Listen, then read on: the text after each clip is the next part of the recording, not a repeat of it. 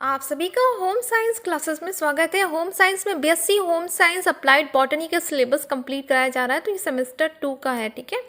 तो इसके first unit complete हो चुका है, ये सेकंड यूनिट का फर्स्ट टॉपिक है। तो चलिए आज का वीडियो करते हैं स्टार्ट। आज का हमारा टॉपिक है indoor forest plants.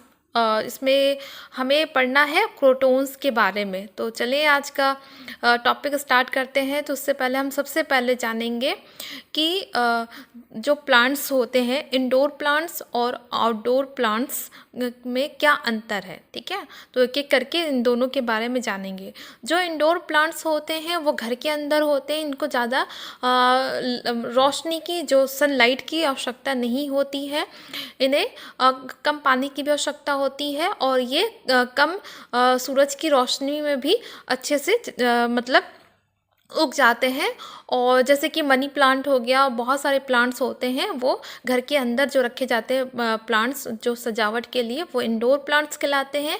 Outdoor plants वो होते हैं जो आप बाहर बगीचे में, गार्डन में लगाते हैं, जिसके लिए सनलाइट की आवश्यकता होती है। बिना सनलाइट के ये नहीं उग पाते हैं और मर जाते हैं। तो जो आउटडोर गार्डन में लगाए जाते हैं, वो जो बाहर लगाए जाते हैं उसे आउटडोर प्लांट्स कहते हैं। तो इतना समझ में आया इंडोर और आउटडोर प्लांट्स के बारे में।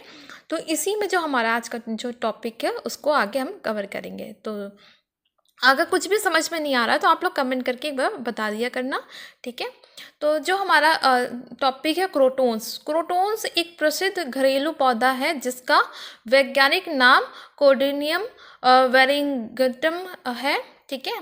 और यह पौधा विभिन्न रंगों और पैटर्न में पत्तियों के लिए पसंद किया जाता है। मतलब इसके बहुत सारे पत्तियों में कलर्स होते हैं, इसलिए इसको बहुत लोग अपने घर में लगाते हैं। या तापमान में उच्च और संभावित धूप के साथ संतुष्ट रहता है। मतलब उसको अधिक तापमान की ज़रूरत नहीं होती, ये कम तापमान में भी अच्छे से उगता है। अंधेरे जगहों में भी अच्छी तरह से विकसित हो जाता है। मतलब ज़्यादा अंधेरों में नहीं, जहाँ से सनलाइट आता हो, कम मात्रा में आती हो, तब भी वो उगता है, ठीक है। क्रोटोन्स का कल्टीवेशन और केयर कैसी होती है इसके बारे में जानेंगे। अगर आप क्रोटोन्स लगा रहे हैं तो उसकी खेती कैसे करेंगे, उसको देखभाल कैसे होगी, इसके बारे में जानेंगे।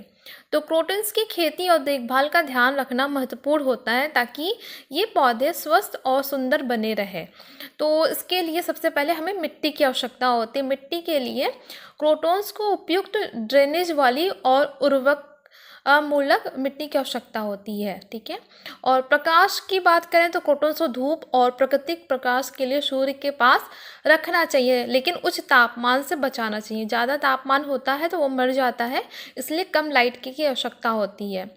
क्रोटोन्स को नियमित रूप से पानी देना चाहिए, लेकिन जमा पानी से बचना चाहिए जो कि इसे मार सकता है। ज़्यादा पानी होता है तो सड़ जाता है। उर्वरक की बात करें तो क्रोटोन्स को नियमित रूप से खाद देनी चाहिए, विशेष रूप से गर्मियों में खाद की आवश्यकता होती है क्रोटोन्स को, ठीक है। इसमें जो उर्वरक होती है ना, उसको टाइम टाइम से देने से क्या होता है, पानी को होल्ड करके रखता है। फिर काटना। क्रोटोन्स को समय समय पर काटना चाहिए ताकि वे स्वस्थ और आकर्षक बने रहें। जो खराब पत्तियां उसको काट के निकाल देना चाहिए। और क्रोटोन्स को ग्रोथ करने के लिए उसको बार बार छटाई की आवश्यकता पड़ती है, टाइम टाइम से उसको छांटना पड़ता है। उसके देखिए, उसके बाद बात करें रोग और कीट प्रबंधन की। तो क्रोटोन्स को रोग और कीटों से सुरक्षित रखने के लिए नियमित रूप से परीक्षण और उचित उपाय किया जाना चाहिए। जैसे कि बहुत सारे नीम ऑयल होते हैं, तो ये सब कुछ डालना चाहिए, जिससे जो उसमें कीड़े जो कीड़े उसमें पैदा होते हैं तो उसको मारने के लिए, तभी जो क्रोटोन्स हो अच्छे से ग्रोथ करेगा। अगर वीडियो पसंद आए तो वीडियो को लाइक करें, शेयर करें। अभी तक चैनल को सब्सक्राइब नहीं किया तो प्लीज़ चैनल को सब्सक्राइब करें।